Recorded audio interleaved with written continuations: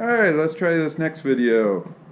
My name's Aaron Penrod. I just got a brand new tractor. Yesterday I picked up 1025R with backhoe and front end loader, 4-in-1 bucket, snow pusher, and a set of pallet forks. I got the 0% for 84 months.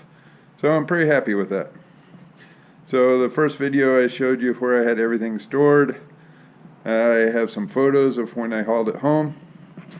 So next I'll drive you around the property. I just pulled out of that little slot there down my homemade ramps from scrap wood. I got my tractor here. I haven't put the bucket on front because I'm going to do some work on the tractor here in a little bit. The backhoe is still off. And I'm going to put on my 3-point hitch setup to make sure I have all the pieces I was supposed to get. So I'll be doing that in a little bit. And right now I'm just going to drive around and show you the property. I have just a shade over 2 acres. It's really hilly. So that's part of the reason I went with 1025R, is to keep the center of gravity pretty low. Once again, this is now my second video I'm attempting, so it may not go real smooth, but we'll see. So I got my camera, it's a little GoPro, on a clip that I'm going to clip to the brush guard above my rear lights as we go around.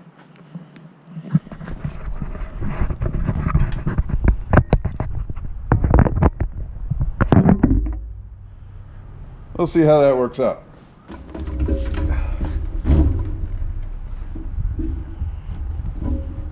Like I said, I have a bunch of hills around here. I'm going to load up the tires and we'll eventually see how well things go. Even just my lawn has some decent sized hills.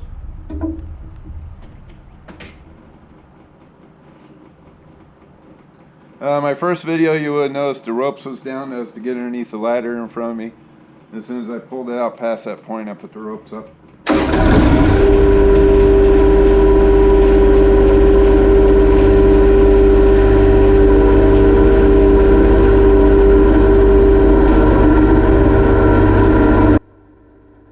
Okay, at this point the mower is getting really noisy, so I'm going to try overdub this.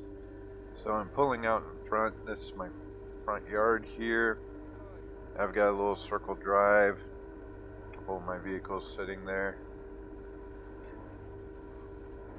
I'm pointing towards my neighbor's house over there. It's just beyond a little dip there, just past that Purple Martin house pole. I'll put up my Purple Martin houses in a little while. I'm trying to extract them, but I haven't had success yet. Here at the top is facing towards my main street. There's a dip up there, which I'm hoping the 60-inch mower isn't too big. It's a fairly wide dip. On my previous mower I had to make several passes to clear up the sides of it, so I should be fine. That's my neighbor's shed back there. Property is between the line is between the tree and the shed there. The back of the property there slopes down really good, so that's part of the reason I chose the 1025R, is to try to keep the center of gravity low. Right in front of me there's a little trail that goes down that I could make it up and down in my lawnmower, but it wasn't very safe. The rest of it, as I'm swinging around here, that drop off is probably way too steep for this lawnmower, or for this tractor, I should say. My property goes down to the bottom and then flattens out, stops a horse field over there. These are my bird feeders in the backyard here. To the right's the patio, little bricked-in structure. I've been hand clearing all this property over here with a Ryobi battery-operated 40-volt saw. The brush used to come all the way up to the top of the edge there, like right by this tree that we're passing. I believe this is the side yard. I'm getting ready to swing around here. We'd had the side yard cleaned up. The brush was all the way to that tree I'm just getting ready to go around to, all the undergrowth. We had our downspouts buried at one point and then flattened out this little area. The open space way in the back there is a horse field.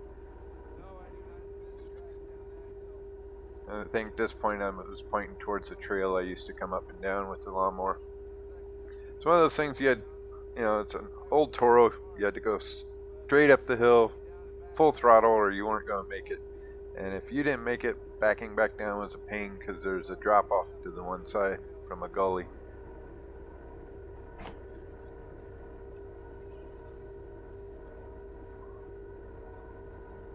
Let's see. Up here, just past the tree to the left, is a big brush pile and a wood chip pile. That's one of my first cleanup projects I want to do with the 4-in-1 grapple I got.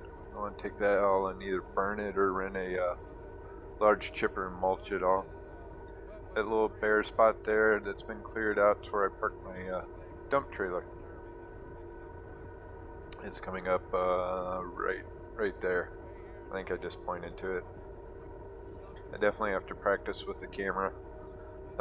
Debating about getting a new camera too, something I can attach a mic to. This is just a GoPro Hero Session 5. So the edge of my property is right there.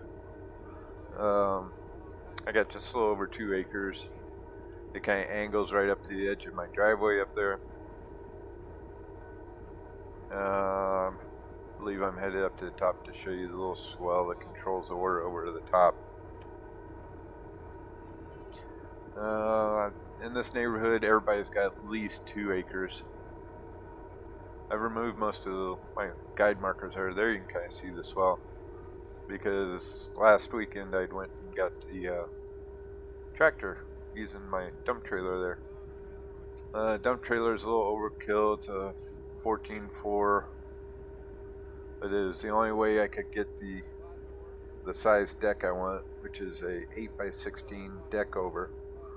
On the load trail, the deck over was only like an inch and a half taller than the standard deck, and that allows me to fold down the sides, reach in, tie everything down really nice. When I was loading the 1025R up on it, I had to actually tilt the deck to be able to get the back hold to clear. That's my 1997 Dodge Ram that I pull it with. It's a diesel, 3/4 ton, 410 gears. Has no problem pulling it. A little circle dry there I want to do some maintenance on. That's probably the reason I got the snow pusher with the rubber edge. Anyway, this is getting pretty close to the end of the video. Not sure what I'm talking about now. Probably just saying have a good day. Wish everybody have a good day. Subscribe. Thank you.